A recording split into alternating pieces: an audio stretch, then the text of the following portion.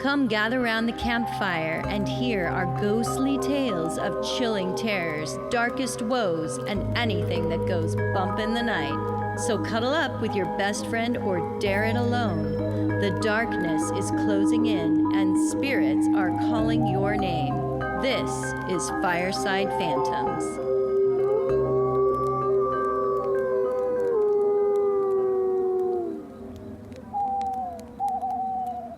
So tonight, I'm going to talk about creepy things that are caught on nanny cams. Awesome. Yeah, because there's some creepy shit out there, and I thought it was due some attention. So I thought, who's a better person to do this other than myself? That's right. That's right. Were you ever a nanny?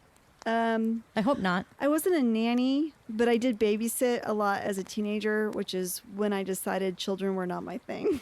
I wonder if somebody has you on their nanny cam. I don't think so. I was a babysitter before nanny cams were even invented. I'm pretty sure. I'm that old.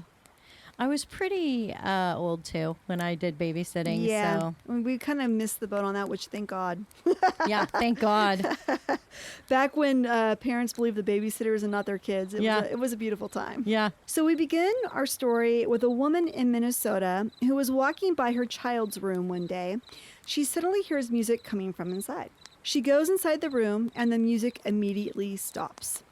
It seems to be coming from the baby monitor. Whoa. Scary. So she became suspicious and decided to investigate. As it turned out, the baby monitor's camera had been hacked.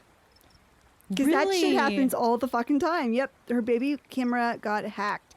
She tracked the IP address that hacked into the camera and found the footage of her baby's room being streamed to a website that anyone could log onto and watch. How fucked up is that? Oh my God, that's horrible. It's totally creepy. Somebody watching your baby is so freaky. And you with your baby and playing music to your baby. Ew. Yeah. So the website had video and photos from webcams from all over the world that anyone could access. So whoever wanted to go in and be a voyeur, I mean, that's some creepy pedophile shit right there. Yeah. Yeah. Super weird.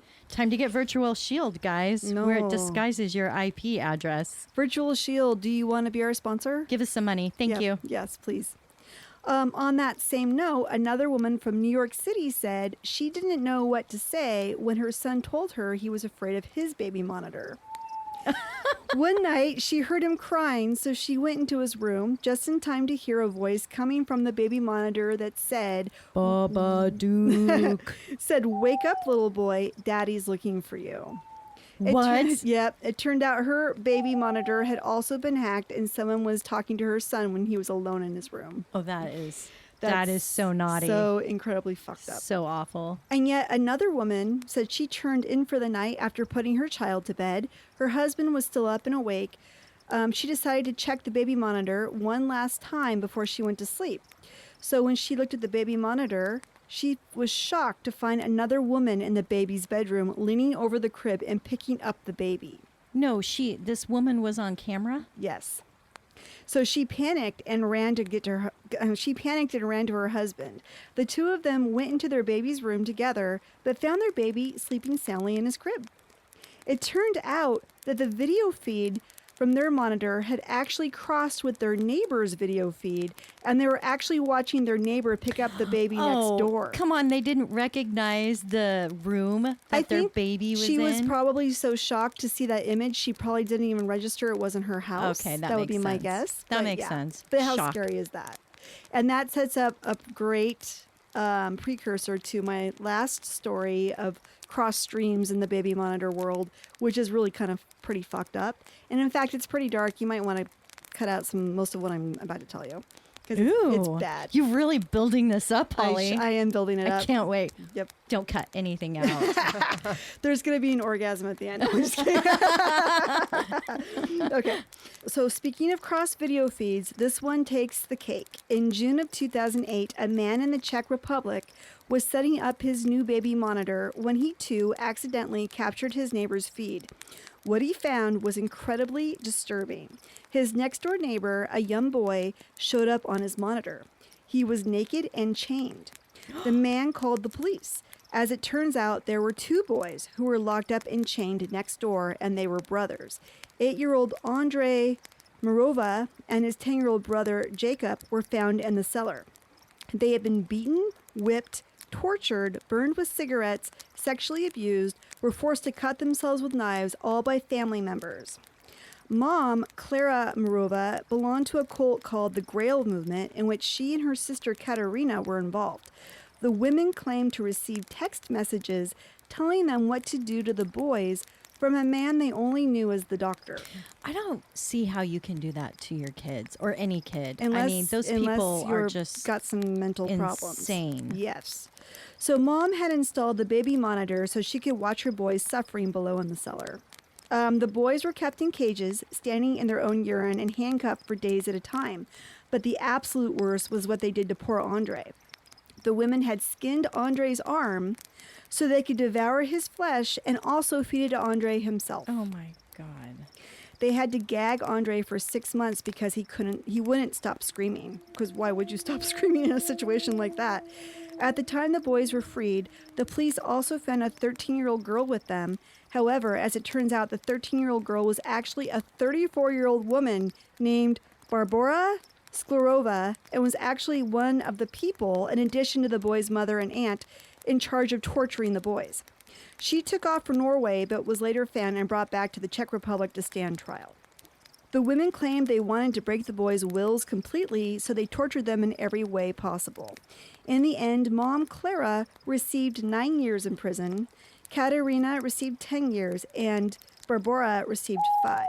They should all be out of prison by now because this happened a while ago. And did they say the reason why they wanted to torture them? They wanted to break the boys' wills completely. It was a part of their Grail movement sacrifice or something like that. Oh my God.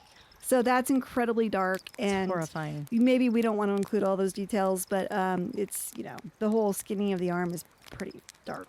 So anyway, now for the show and tell portion of our story, because when you're going to talk about video that is disturbing, I think it's important to share such video. Or are we going to watch the video now?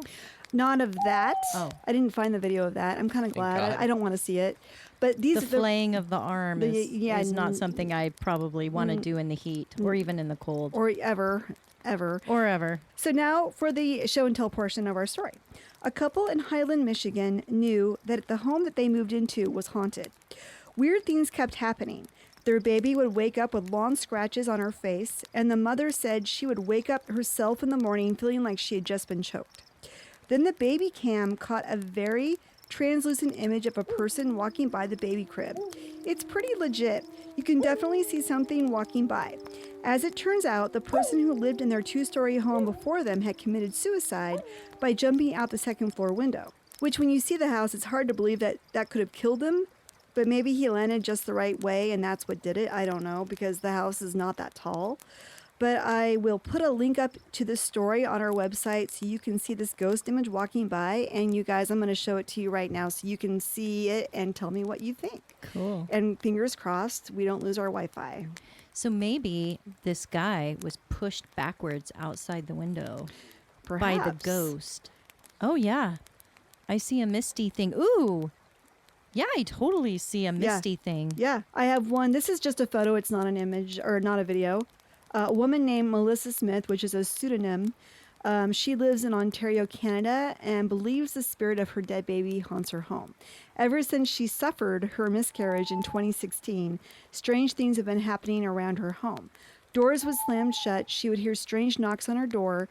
Children's toys would turn on at random, etc.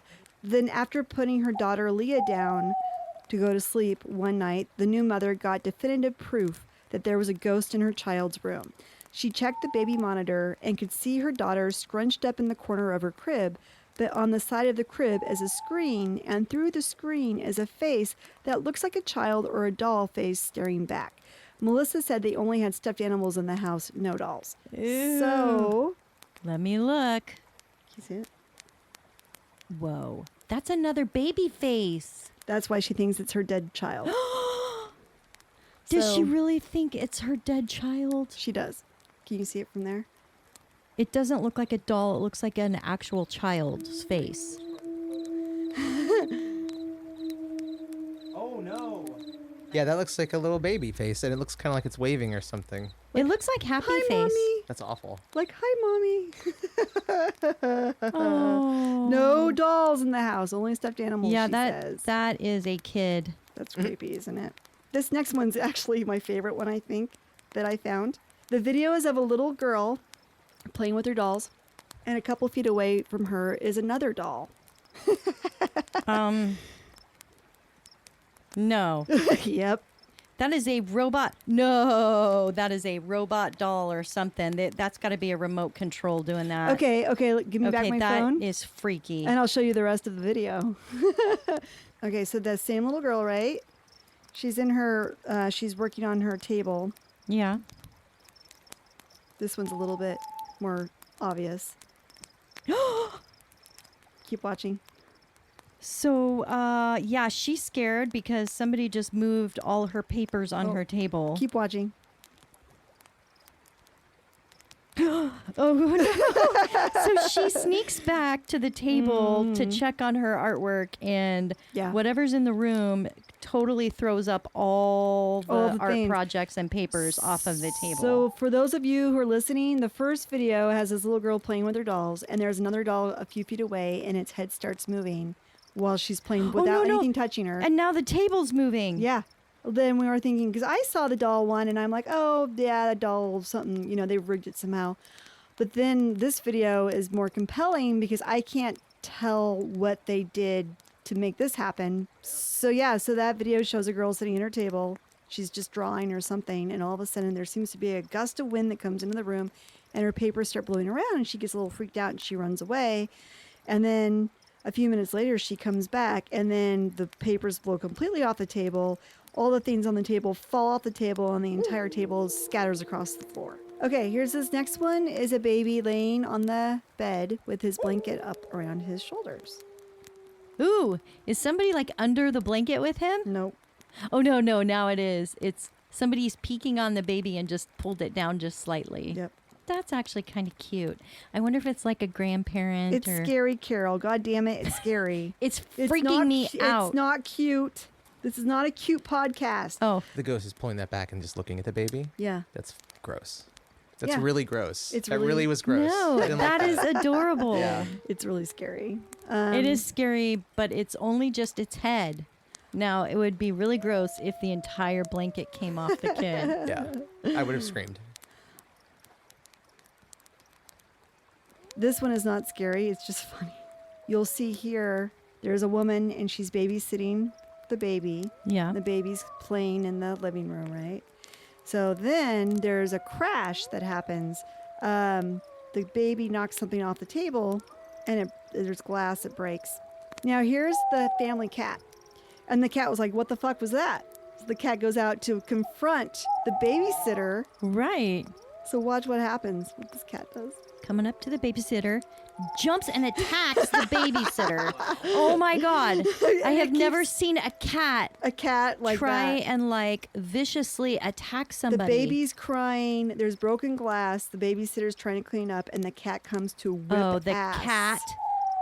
The cat is possessed. The cat is like, fuck you, I'm going to get you. That is a warrior cat. Look at it. It's backing her up into a corner. It has no fear. And then there's the other family cat shows up to go like, oh my God, Sparky, what's going on? And then Sparky's like, that fucking bitch is going to die. And then they're together. They're like, and then the muffin is trying to get in the middle going, Sparky, calm down. And Sparky's like, fuck you. And babysitter's like, what's wrong with you? And Muffin's like, no. You just made up names for these cats? Oh, okay. Yeah. I'm like, how did you know it was Muffin and Sparky? That's just great cat names. That's just good writing right there. No, Sparky is always a dog. Holly, I have to disagree. Not when it's a rage-filled animal like this one is. No, that's true.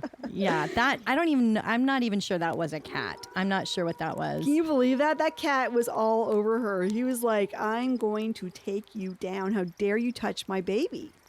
I think I want a cat like that. I would. My cat's badass. That's a great guard cat. It's a great guard cat. I wanted to end on a high note. Yeah, it was because high. the rest of them were kind of, weird and creepy and stuff. Except for the one where the little grandparents were checking on their baby. That one was terrifying. It was probably the scariest one of all. Okay. So anyways, those are some examples of creepy things that are caught on nanny cams.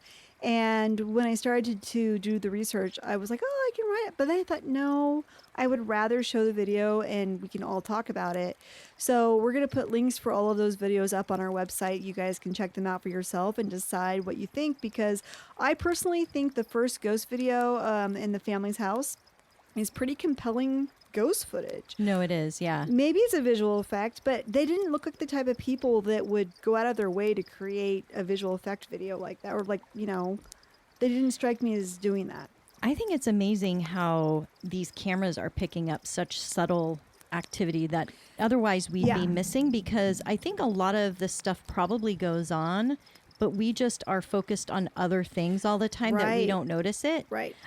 Would you ever sleep with a nanny cam in your room and then watch the footage? No, I wouldn't. In the morning? I just heard, would you ever sleep with? And I said, yeah.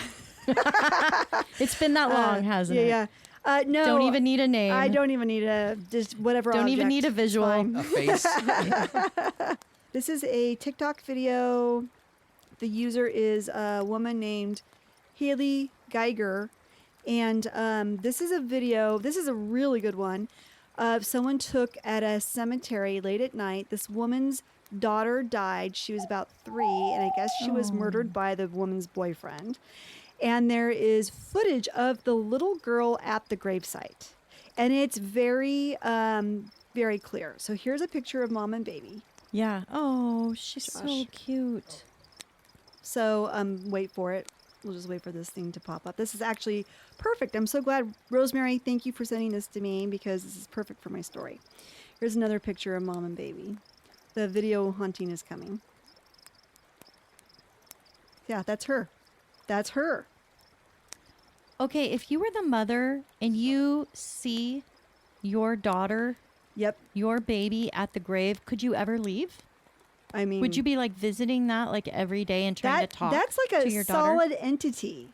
That looks just like the picture. Yeah, it's a solid entity, and either this is bullshit and they're making it up and this is some other little kid out there, but that is some hardcore, if it's true, that is some hardcore evidence. Wow. Isn't that amazing? It's like she's at her gravesite playing with the toys left for her.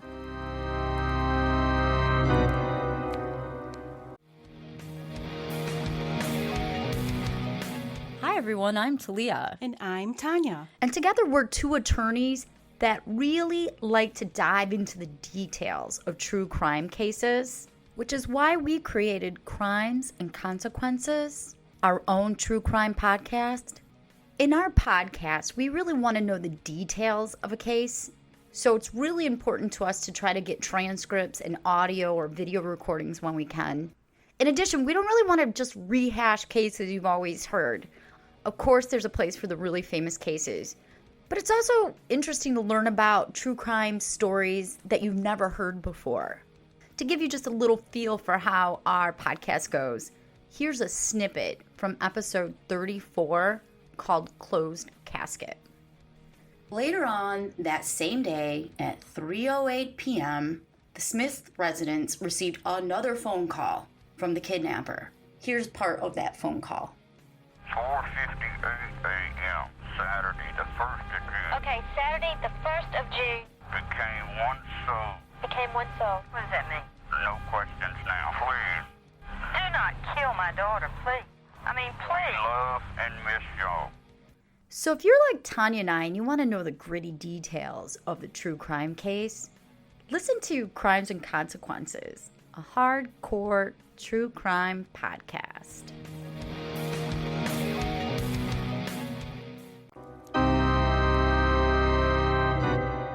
I think the only year more fearful was when we had that Y2K. Right. 2000, the So year 2000. in 99, we're all getting ready for the apocalypse. Right. And, everybody was scared their bank accounts were going to be erased. But my friends were actually looking forward to it because they thought their debts would be erased also. That would be nice. And like in Fight Club, where they blow up all the credit card companies and all the debt goes back to zero. It's the best ending to any movie ever. I was looking forward to it, but love it didn't that movie. happen. No, it didn't. And then there was the Mayan calendar craziness in 2012. Right, 2012. I mean, people were freaking out, selling everything, going into their bomb shelter, a.k.a. living in their mom and dad's basement. I still do that. No. Time to come out now. I don't know. Is it safe? I don't think actually, so. it I've isn't. been watching the news, so. So it's no surprise to me, Holly. 2020 has been predicted by several modern-day prophets as the year for the apocalypse. They're right. Finally. You know, I swear, musicians out there, please, we need some really good 2020 songs written so we can all look back and have nostalgia on this year. So my episode today, Holly, Yes. is on modern-day prophets of doom. That seems very appropriate. You know, I think I came up with this subject when I was sitting in 98-degree weather. My first modern-day prophet is Frankie McDonald. Now, he's an internet sensation right now with his track record for predicting several destructive events. Oh. One being the New Zealand earthquake in Christchurch back in 2016. Okay. Do you remember that one? No, I don't. But I believe that it happened. Well, so McDonald posted a video on YouTube on October 21st of that same year saying the magnitude would reach as high as 7 on the Richter scale. And as he predicted, this earthquake hit less than a month later on November 13th, 2016, and was recorded at 7.8. Wow. Two people died. Is he ever wrong? We'll get to that. Oh, You'll see. okay. You'll see. So 2 people died in the quake, and there was a lot of damage, landslides, cracks in the roads, and a small tsunami from the shaking. Jeez. So Frankie McDonald, who is from Nova Scotia, Canada, is also autistic. And he wanted to be a meteorologist when he was younger. So when interviewed, Frankie says that he researches AccuWeather, the Weather Channel, and other websites to formulate his predictions. Huh. He will also eerily predict accurate blizzards and other potentially dangerous weather, but he's most famous for his earthquake predictions because, well, you know, not even weathermen can predict earthquakes. They're so unpredictable. Right. He also predicted a 7.1 earthquake for California to strike in 2019, back in December of the year before, and on July 5th the following year, in 2019, Southern California had the largest ever earthquake in 20 years, fulfilling Frankie's message of impending danger. So he was right on that one as well. How does he look at the weather and figure out an earthquake? Well, he definitely has a gift. Yeah. So he's nailed so many predictions now that reputable news stations and other news providers will refer to Frankie as a source of a second opinion, especially when the local weathermen are saying a different outcome for what they see in their forecast. So can you imagine? You're the weatherman and you're like predicting snow, and then all of a sudden they go to Frankie and they go, "Well, Frankie, what do you think?" "No, we're not getting snow. Don't listen to what he says. It's not going to happen." Wow. I mean, how But that humbling is weatherman that? was like, "Fuck you, Frankie." Right. Fuck When you, you Frankie. back me up once in a while, dude. But everybody loves Frankie. I mean, he has amassed such a following that he even was a guest on the Ellen show. Let's hope Wow. Ellen was nice to Frankie. Let's hope. Yeah, she is not getting some good headlines right now, is she? No. And in reading over the many comments from loyal fans of Frankie, it's apparent that they think Frankie is a modern-day prophet. So he has some sort of gift from God in his ability to predict the weather. So, Huh. of course, Frankie does have a new prediction, and it's yet to be fulfilled, Holly. Oh no, was it about the Pacific Northwest? Well, Frankie's doomsday forecast is for the year, drumroll, 2020. Oh fuck. Frankie's doomsday forecast is for the year 2020, specifically occurring in California Okay. in September 2020. And it's the big one, Holly, 9.1 magnitude or greater, which he calls out on his YouTube for citizens in Washington, Oregon, Vancouver, British Columbia, and the citizens of Baja, California, Mexico.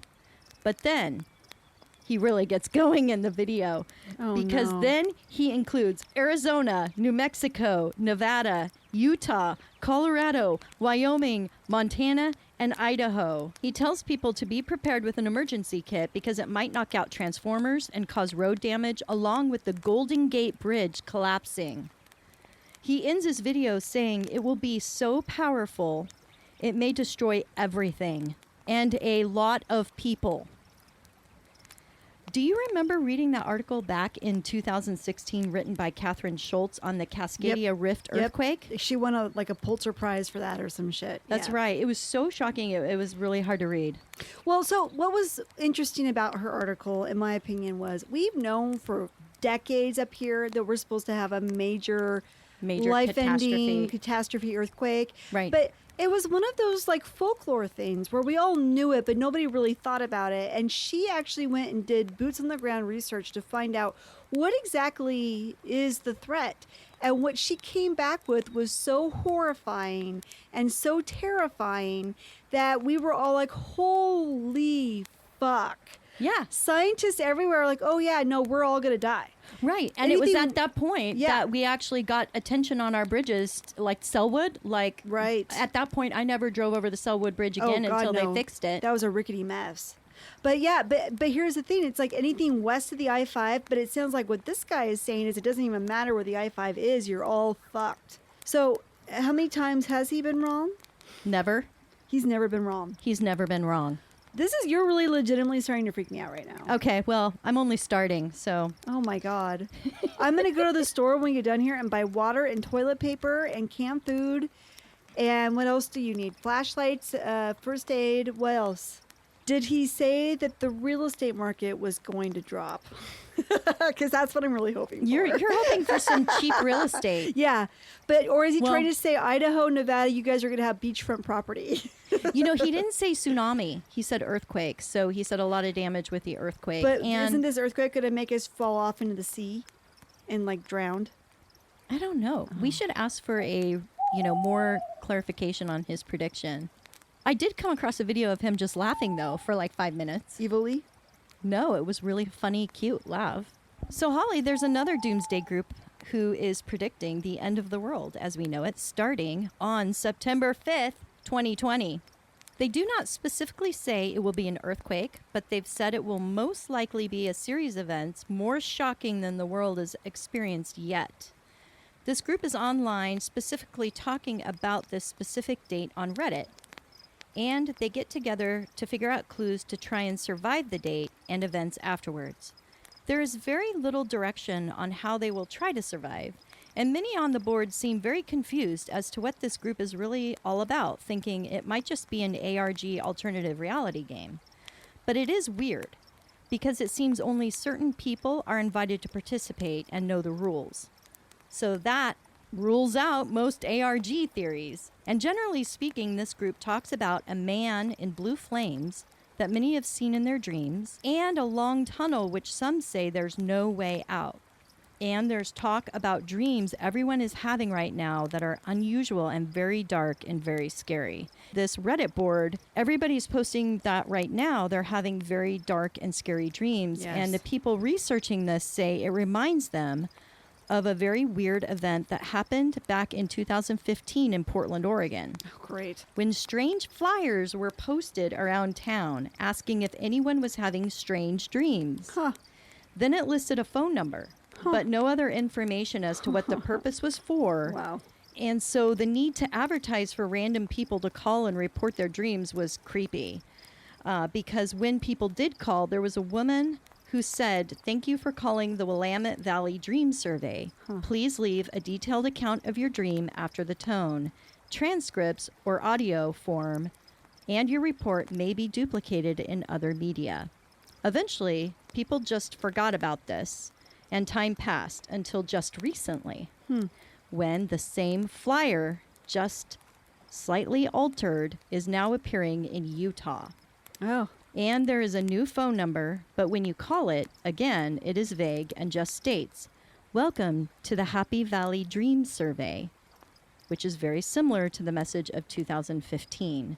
And some say that it is a research group who are collecting dreams so they can predict the future by studying dream symbology of the collective unconsciousness of the masses, kind of like the dream studies of Carl Jung.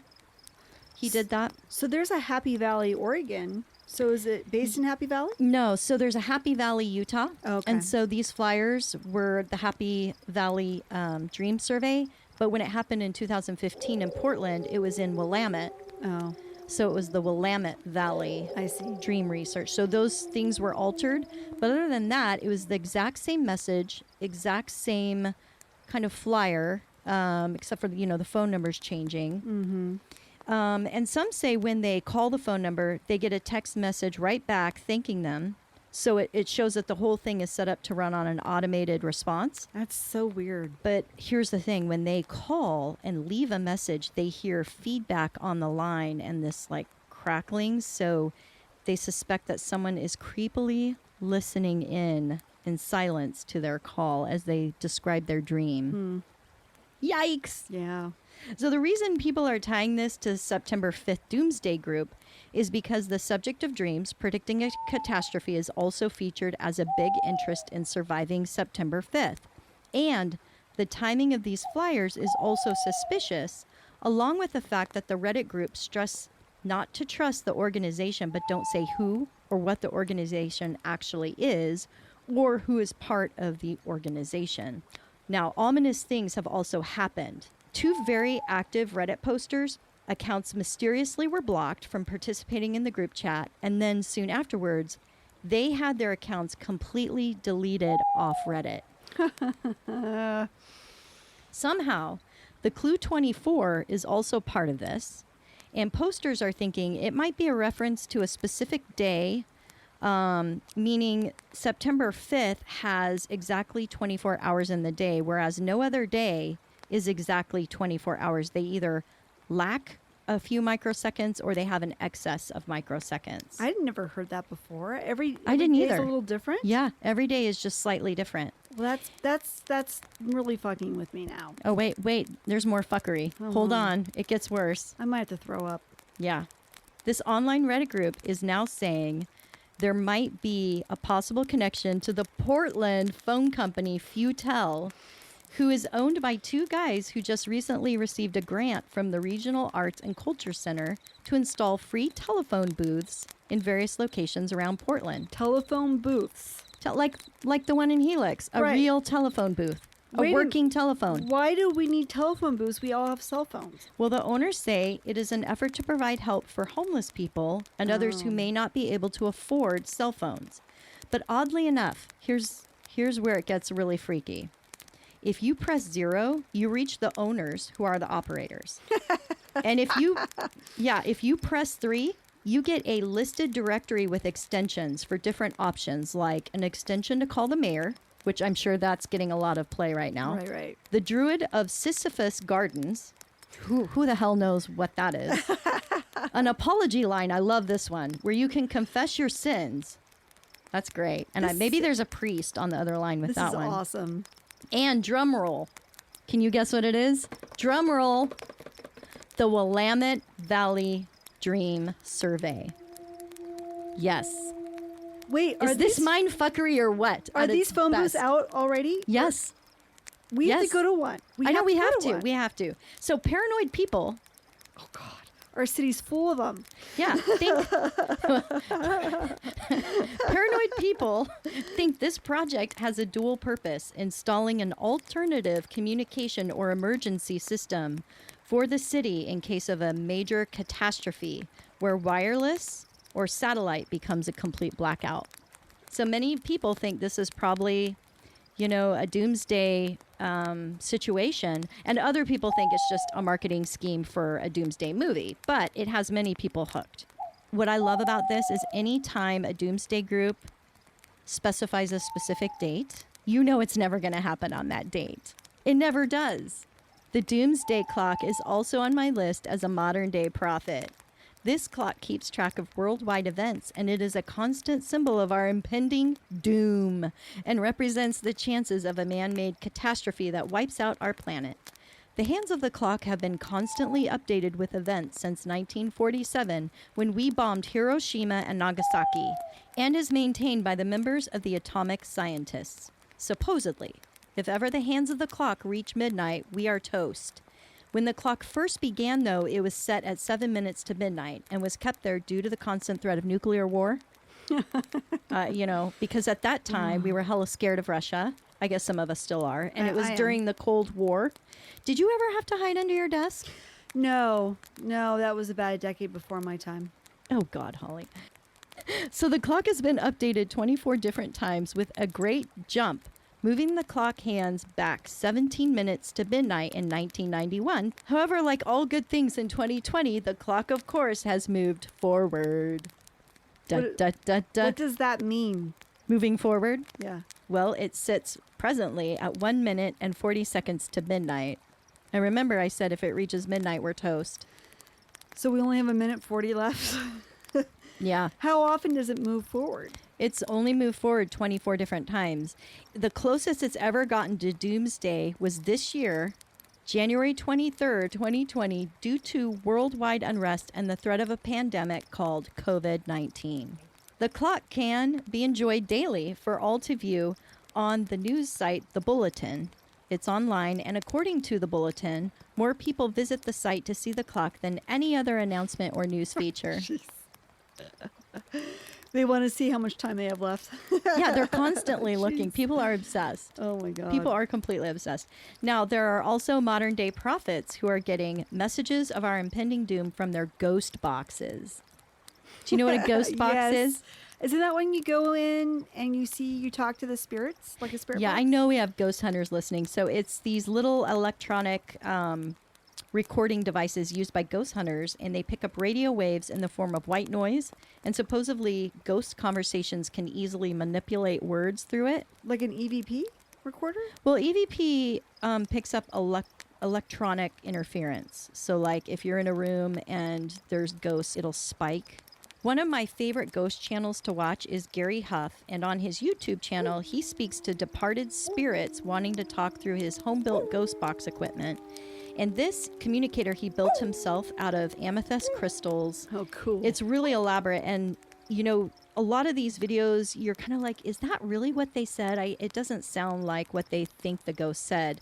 But in his videos, you can clearly hear the words. He has repeatedly been told 2020 will be the end of the world and that war is coming. Now, his videos are super interesting. So, like, he's talked to the departed Kobe Bryant. You can listen to that. Michael Jackson, Jesus, and John the Baptist. What do these guys tell him? It's the end of the world. Oh, they all agree. They all are in agreement, and they say they're going to protect him. Yeah. So, of course, everyone is a bit skeptical of this. But Gary, who does these videos, says he also doesn't believe that the spirits can predict the future. Because he said in the past, when he asked about specific predictions, they were wrong. So that's, but so far he's never talked to Jesus about predictions, so we don't know. This one actually might He be needs legit. to pull Jesus aside and be like, look, what's going to happen?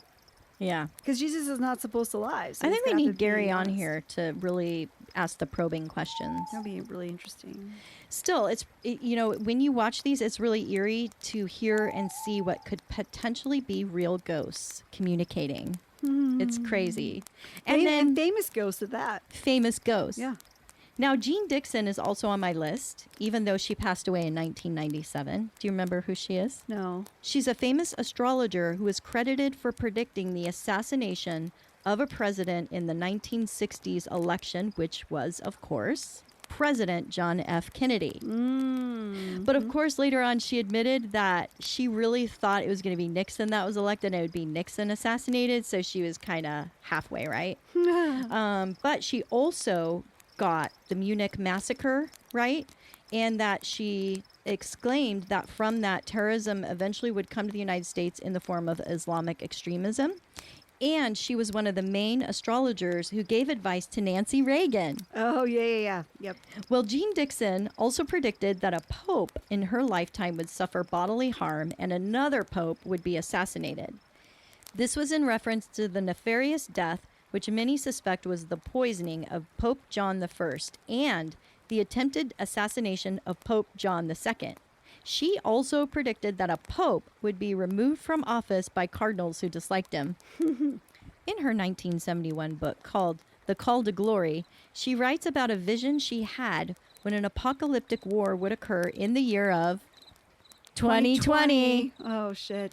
and affect the whole world, especially the United States, on a catastrophic scale. In another prediction, though, she said that a war affecting China and Russia would occur afterwards, starting from 2025 and 2037, ending with China winning. So are they the two? They're going to rise up as the new superpowers? Is After America gets destroyed. Fuck. Now, Jean Dixon suffered from a heart attack, but right before she died, she was heard saying, "I knew this would happen." Okay. The WebBot project was developed in 1997 by Cliff High and his associate George Urey, and was designed specifically to track economic changes and stock market trends in an experiment that took place at Princeton University, which studied psychic phenomenon. Cliff read about these specific studies of people shown random images who showed subtle changes in brainwave activity, elevated pulse, dilated eyes, faster breathing, etc., if the next picture in a sequence of pictures was particularly emotional in nature.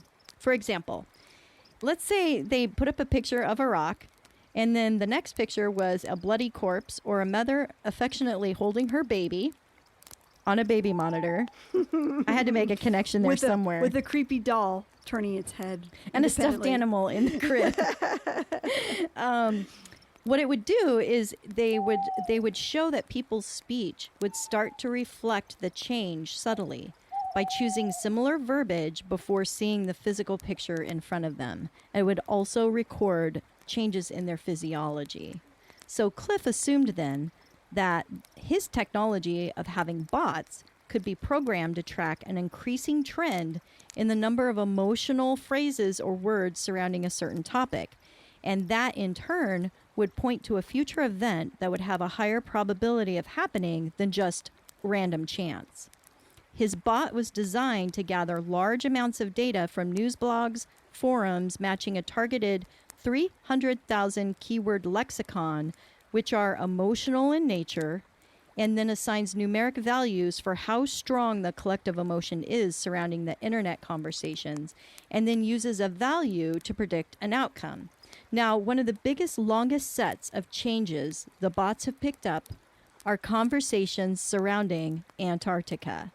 The prediction is pointing towards technology and artifacts and amazing discoveries that could be soon found in that area, bringing a dramatic change in the story of our history and perhaps usher in a new age of science that we have not yet discovered.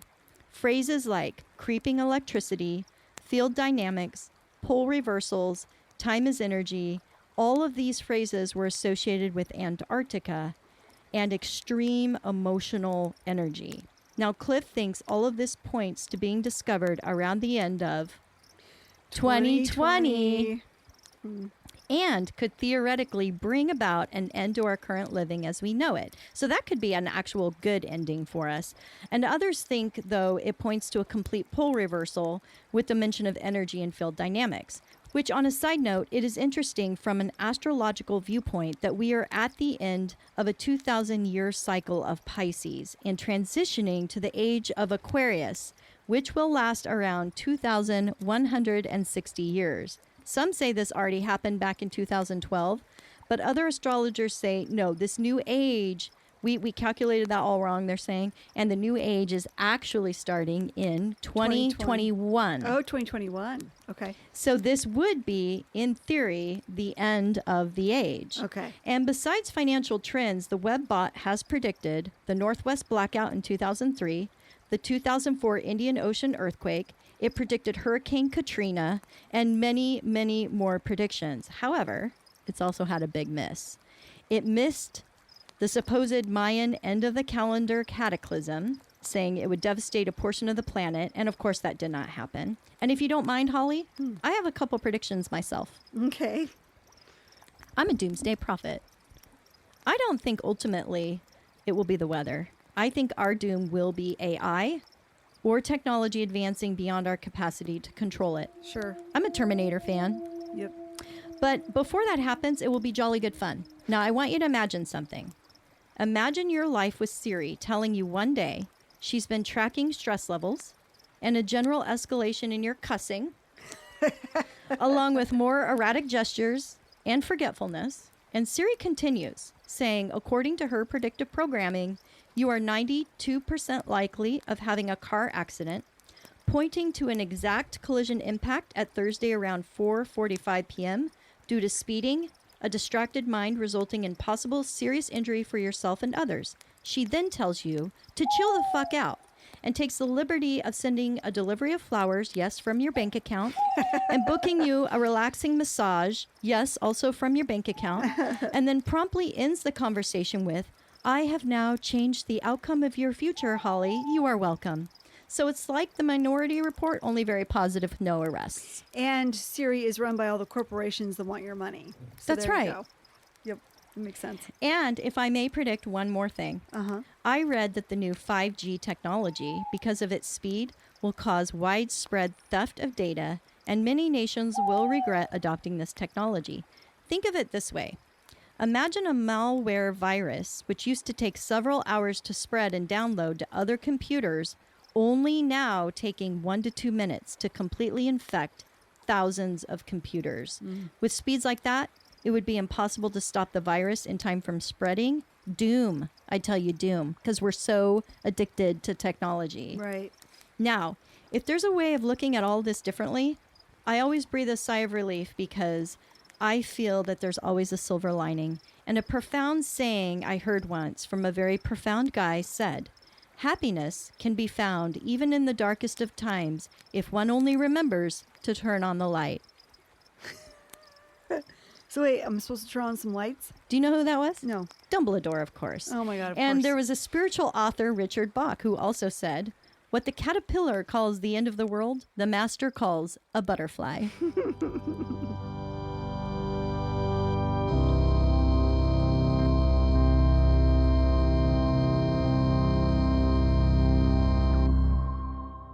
Girl was actually a 34-year-old woman named Barbara Sklovora. I'm going to fuck this up. Her name was Barbara Sklorova. And it turns out the 13-year-old girl was actually a 34-year-old woman named Barbara Sklovora. Have you heard of the meniscus, Holly? I sure have, Carol. What Thanks have you for heard? Lots of dirty things. Oh. Like it's 20. Because it's before the end times of 2020. That's what I'm trying to just cut all that, Josh. It's not working. Damn it. Do you want to play with this little phone? No, Yeah, okay. I want to play with this loud thing. I'm sorry. No, it was bad because people died and... And you laugh. Okay, I'm sorry. Okay, It was Josh. bad because people died. Josh, no, I'm laughing because I got lost reading my thing. Right, sure. Did you say 2 people died? Yes. I'm sorry. Josh. Banshee screams or something like that. That'd be cool. Yeah, exactly. Yes. Someone told me September 8th something's going to happen. Was that Okay. you? No, I said... Oh, maybe it was that song about the 21st day of September. No, Do you remember? someone the last couple of days. I can't believe you were talking about Prince earlier. Well, of course, because I knew he was going to come up. Well, yeah, because, we were partying back Because then. I can read your thoughts. Because we were partying back in 1991. So the energy of the planet was party mode. There's no apocalypse during then. Are you talking about 91 or 99? Oh, shit. I'm like, that's why I'm That's like... staying in. No, it's not. It's not. Oh, my God. As the flames die down, do remain undaunted. Though all hitchhikers are ghosts, And all dolls are definitely haunted.